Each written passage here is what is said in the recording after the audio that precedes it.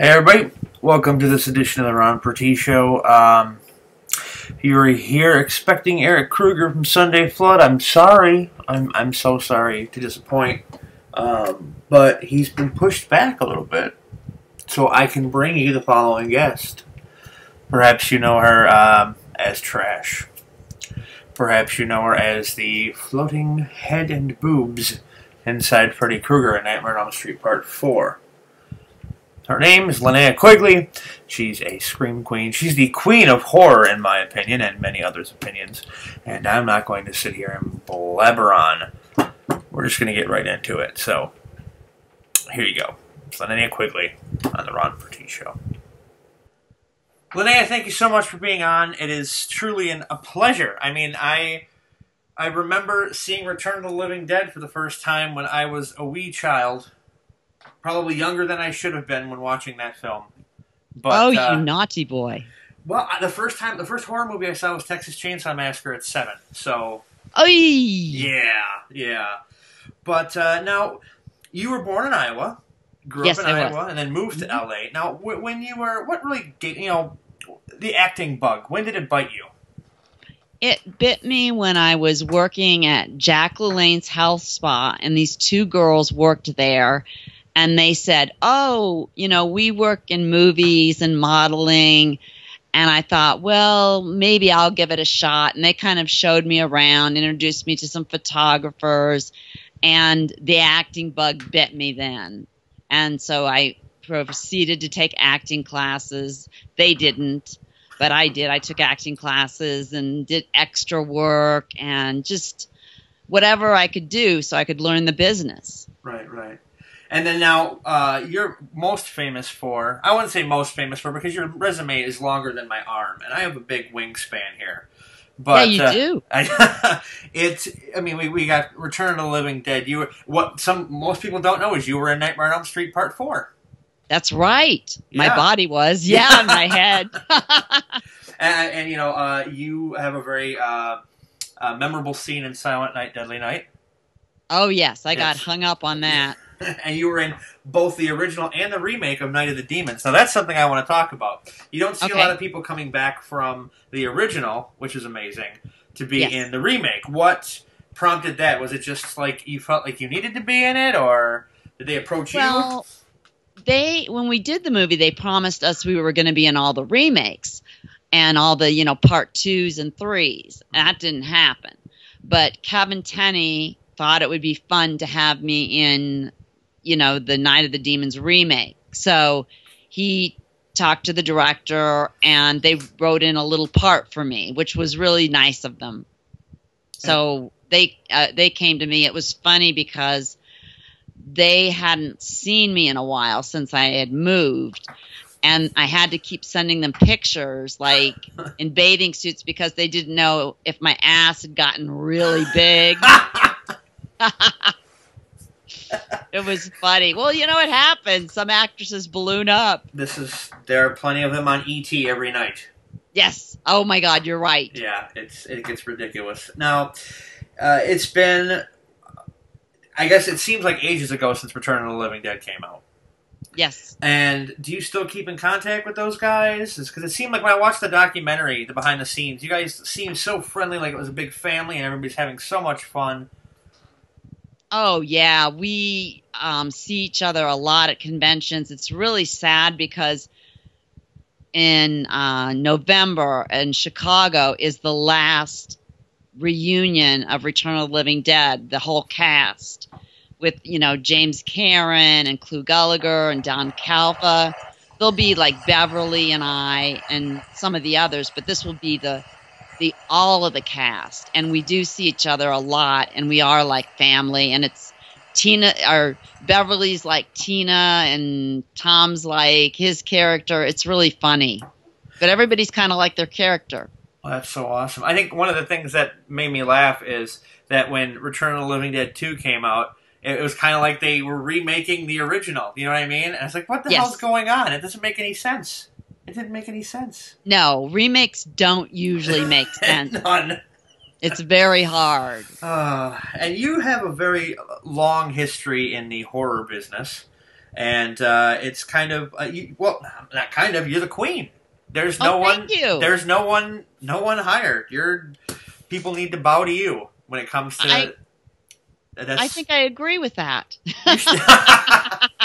What is it about horror that draws you in?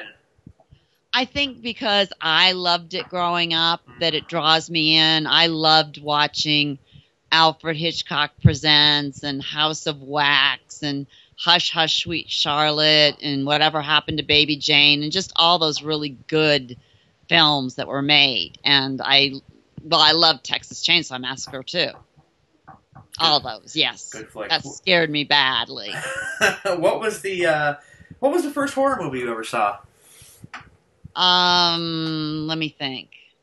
That's hard to say because I watched so many, but the first one I remember, oh boy, was probably House of Wax that I remember. Oh, nice. And Murder in the Rue Morgue. I can't remember which one I saw first, but one of those. And it scared me like so bad, especially Murder in the Rue Morgue. I was really scared from that when they stuffed the woman up the chimney and her arm just falls down. It just creeped me out. Well, and then that's the thing is when you watch something like that, you go one way or the other. You're either drawn in for more or it pushes you away forever. Yes, exactly. Exactly. And we know what it did to you. Yeah, it drew me in, definitely. And is it, now, when you say that you see Texas Chainsaw Massacre and everything, and at conventions I'm sure you see members from that cast that pop up. Does it make it weird for you when you see, like, movies that you really enjoy, and then, like, I'm sure you've probably seen Gunnar Hansen at a convention, and he's not anything like Leatherface. Well, yes, I have a funny story. Well, I'm going to see him next weekend at the Portland, Maine Comic-Con. Mm-hmm. And he's doing a chili cook-off. But I know, it's weird, Leatherface, but I met him when I was doing Hollywood Chainsaw Hookers. Mm-hmm. And I was, like, so scared to meet him because I was such a fan of Texas Chainsaw Massacre. I was like, oh, my God, I'm going to meet Leatherface.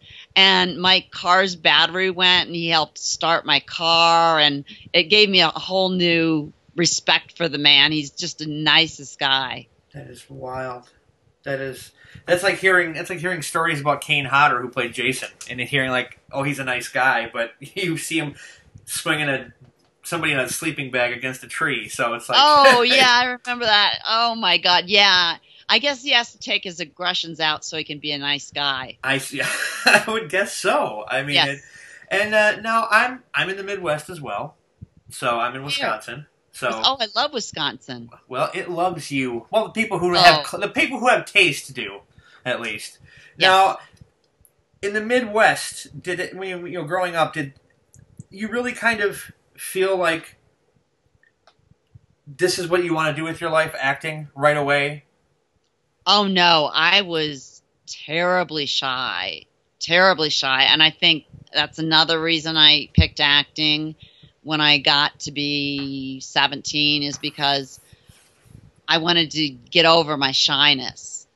I was just really badly shy, and I didn't ever think I could be an actress, especially in Iowa. I thought there was no chance or anything about that. Well, now look what happened. You're one of the greats. It surprises me. It really does when I look back at it. I mean, they used to call my name, and I would turn red, when I had to get up and answer a question. It was painful. Yeah, that's why I started hosting a talk show. Oh, yeah. To get over your shyness? Oh, I'm not shy at all. I felt Okay. I needed the venue to get out there and be like, well, nobody else wants to listen to me talk in the real world, so I'll just start talking to people that, Yeah. why not? Well, do you dance on tombstones, too, if you're not shy? You know what? I do sometimes. Good. But I don't have the body for it, so it gets a little weird. Well, you gotta let the audience see for themselves if they agree with that or not. I gotta do more cardio. Oh, okay. Well, I think you're pretty hot. So. Please. Pshaw. Ah. Now, why you're new to Twitter? Yes. You just joined Twitter. What was the big push to join Twitter? Were you getting a lot of people, saying you should be on Twitter? Yes, a lot of people were like, "Oh, do tweeting, and all this." And I thought, well, Facebook is the only place to be. And then I found out there's this whole audience on Twitter. So I decided to go there too. Well, and your Twitter fan base just blew up seemingly overnight. I know, I can't believe it. I'm like so surprised, and I've met a lot of people at conventions, probably more than on Facebook that, I tweet with. That's so awesome. And it's such a great way to meet the fans and discover who the creepers really are. Yes, it's true. You stay away from them. Yes. Exactly. Well, now, I'm drawing a blank right now. Your Twitter is at Linnea Quigley. There's our underscore. Yes. Linnea _Quigley. Follow her there. Like her on Facebook. Go to her website. Go to, it's Day of the Dead, right? In Chicago. Yes, because that will be the last time that Return of the Living Dead will be a full cast, except for, unfortunately, Suicide, who, passed away early in life.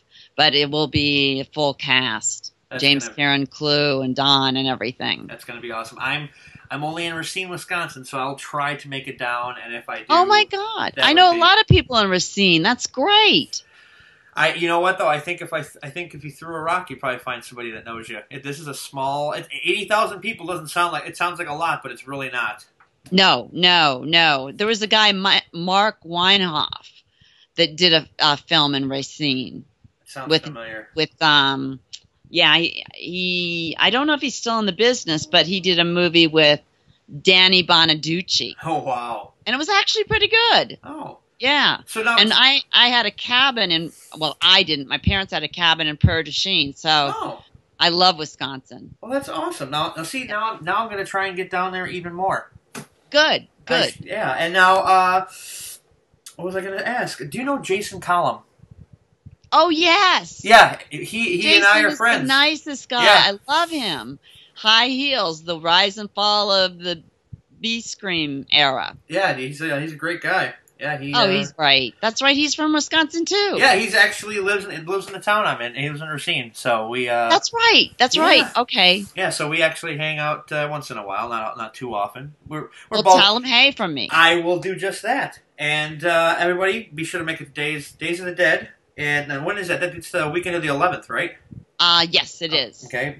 The final. I can't believe we're in November. I know. And then the Coast City Comic-Con this next following weekend. There you go. See, everybody head out there, and if you watched this episode, be sure to let her know that you saw her on the Ron Purtee show. Oh yeah, tweet me. Yes, tweet! People, tweet! Yes, tweet.